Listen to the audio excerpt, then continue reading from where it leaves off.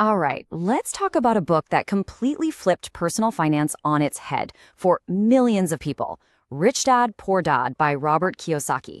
I mean, this book is built on a single powerful idea that pretty much challenges everything we're taught about money. So let's dive right in. So, the whole thing is framed as this incredible story of Kiyosaki's two dads. You've got his poor dad, that was his actual father, super smart professor with a good salary, who died broke with bills left to pay. Then you've got his rich dad. This was his best friend's father, an eighth grade dropout, who ended up becoming one of the richest men in Hawaii and left a whole empire behind. How in the world does that happen? Well, it all boils down to one thing: mindset. And this is the ground floor. This is where it all begins. The huge difference in their financial lives really came down to just a simple tweak in how they talked about money. His poor dad's default setting was, I can't afford it.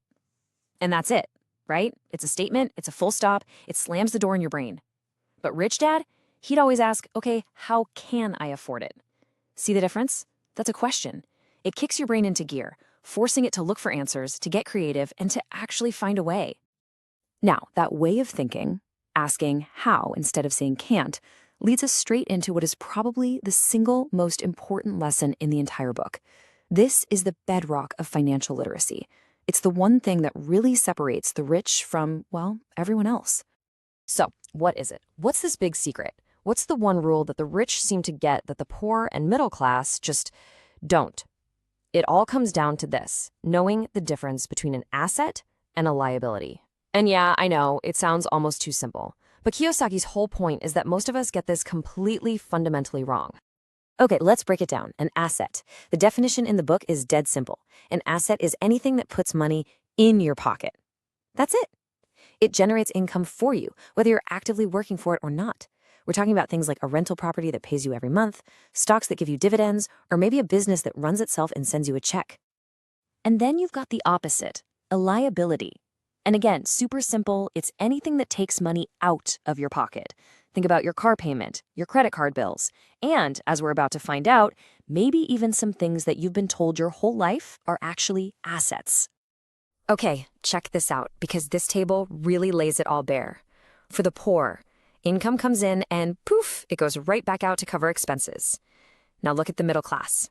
Income comes in, and what do?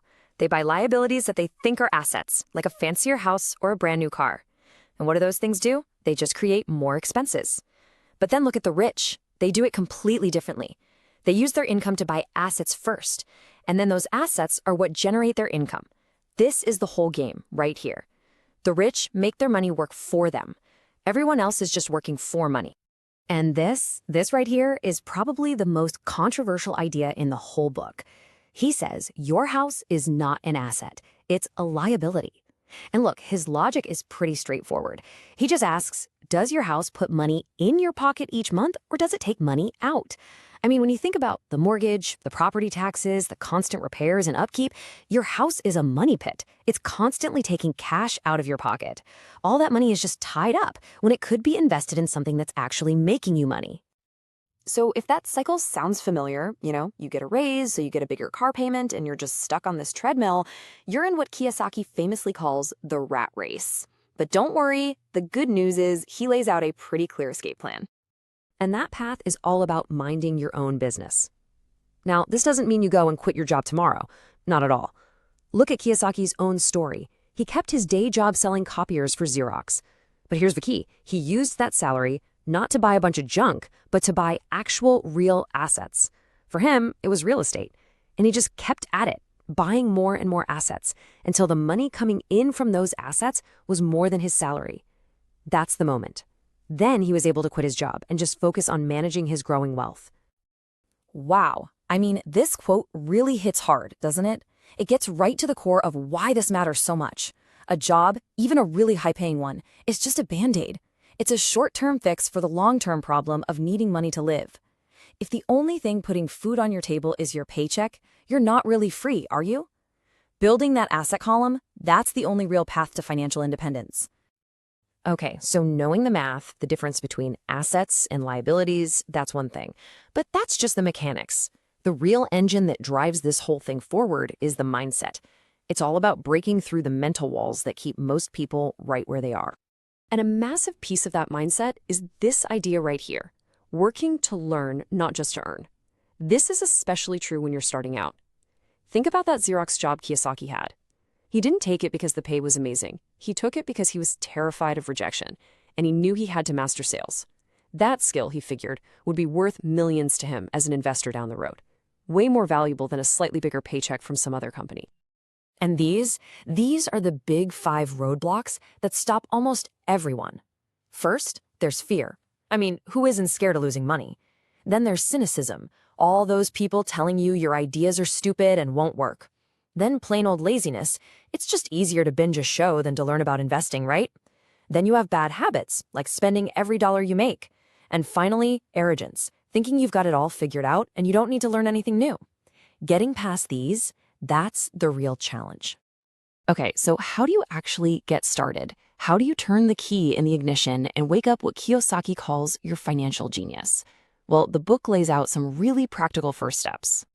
Let's look at 3 really powerful ones. Number 1, pay yourself first. What does that mean? It means as soon as you get paid, the very first person who gets a cut is you, your investment account.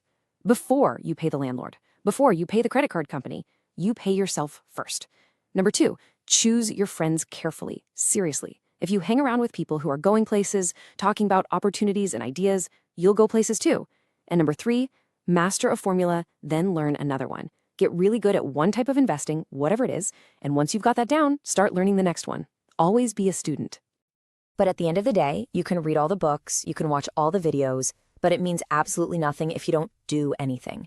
The biggest thing that separates the people who build wealth from those who just dream about it comes down to this one simple truth.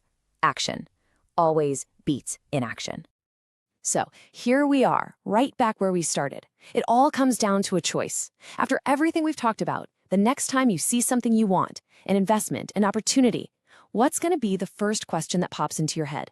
Is it going to be the brain killer, I can't afford it? Or is it going to be the one that opens up a world of possibilities? How can I afford it? That choice, well, it's all yours.